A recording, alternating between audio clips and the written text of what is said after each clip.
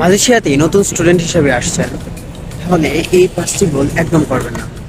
কারণ এই ভুলগুলো করলে আপনার টাইম এবং মানি দুটোই নষ্ট হবে। নাম্বার ওয়ান, বাজেট না করে চলা।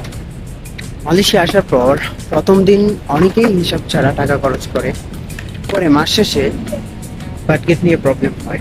সো আমি এটাই সাজেস্ট করবো, মালয়েশিয়াতে ফার্স্ট আসার পর অবশ্যই হিসেব করে দেন টাকা খরচ করবেন। নতুন দেশে এসে শুধু নিজের কমিউনিটির মধ্যে থাকলে হবে না, ইংলিশ কমিউনিকেশন ইমপ্রুভ করার জন্য আপনার সুযোগ কমে যাবে। সেই জন্য অন্য অন্য দেশের বা ফরেনারদের সাথে অবশ্যই কথা বলতে হবে, তাদের সাথে ফ্রেন্ডশিপ করতে হবে।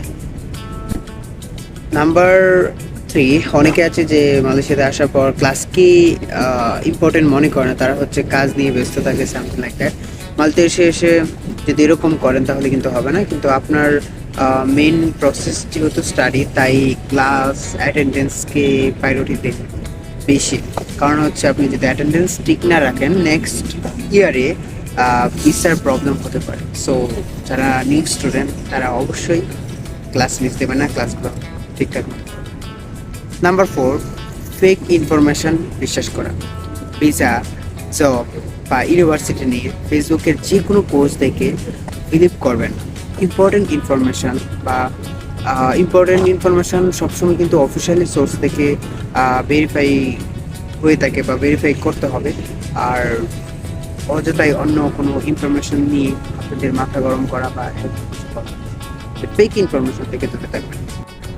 আরেকটা বিষয় কি জানেন, মালয়েশিয়াতে একটা স্টুডেন্ট আসার আগে যে রিসার্চ না করা, সেটা হচ্ছে 5 নম্বর টপিক।